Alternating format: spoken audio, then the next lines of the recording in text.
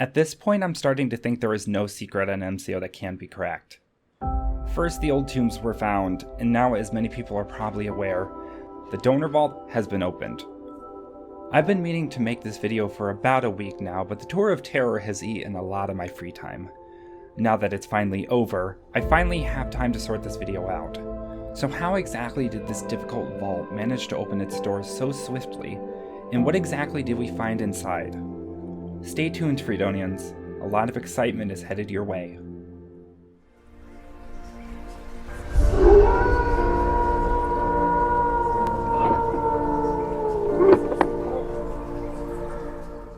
Not long after the anticipated video went live, a large amount of newer players expressed interest in opening the vault.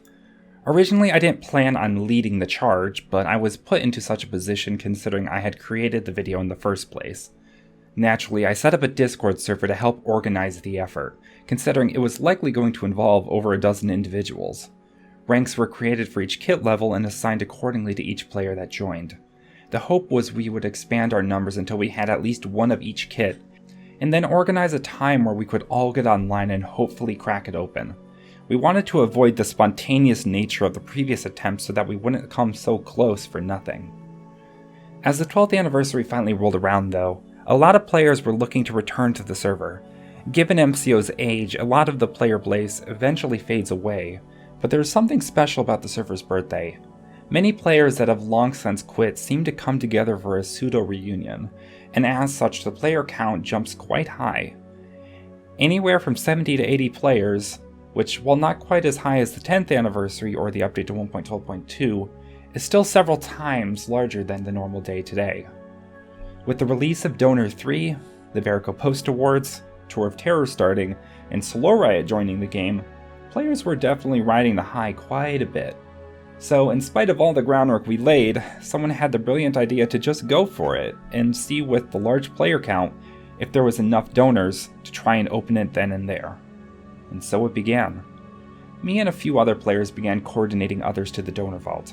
Most of them had no idea where it was, given the maze-like design of Baticus Labs. Most of the ranks were filled pretty quickly, but as expected, a few gave us problems. Demigod was left empty, and we tried hard to find somebody we could reach out to. Eventually I sent a message to J Mancino2 and he agreed to hop on. What turned out to be an even bigger problem was the sheer amount of people who wanted to be involved in this historical moment and wanted to see what lay on the other side of the fabled vault. The player collision and mass crowding made navigating the room a headache. To make matters even worse, whenever anyone approached the access door, all pedestals reset. This meant that we were constantly having to restart the puzzle. Clearly the direct approach wasn't working either, with every block being activated at one point, but the door not being opened. This puzzled many of us, and Moxie, as the local god donor, became kind of the coordinator of the event. We tried going one by one in order, going all at once, even going in reverse, and we had no idea what we were doing wrong. Thankfully, Anna was able to log on eventually and take a look at the circuitry underneath. A couple fixins and investigations later, she realized that admins couldn't be within the vicinity, and the god rank had to be the last to stand up. With this large progression, we finally opened the door. Everyone collectively lost their minds, until two more pads appeared. It wasn't hard to deduce what these meant, as we quickly scrambled to find two non-donor, registered, and unregistered players. We of course ran into a few more resets before learning that all the players from the previous room could not leave their post when stationed there, and so I used my alts to keep an eye on the road ahead.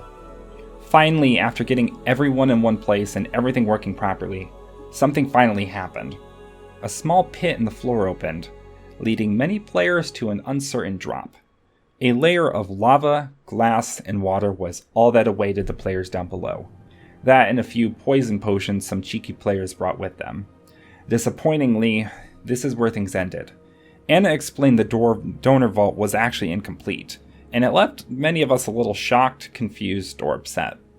She wasn't about to let so many players and so many hours go to waste though. In the background she worked on a new script, and after giving her a list of the attended players, each of them was given a unique item, a vault key unique to their kit level. These were unique items that over time will likely become some of the most valuable collectibles. I think it's a fair trade for finally unraveling one of the hardest secrets in MCO's history. Of course, this begs the question, Now that it has been done once, with the foundation work we've laid, what if we try to open it again? Not anytime soon, but maybe the next birthday or in the years to come.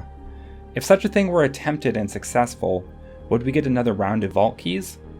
Or will this be a one-time only event? I guess only Anna in the future can answer that question. Anyway guys, thank you so much for watching this video. Coming up next will be the Cinematic Tour of Terror event video, so be ready. There is also the MCO Awards and the photo contest wrapping up real soon, so get on those if you haven't yet. Until next time, Freedonians, stay safe out there.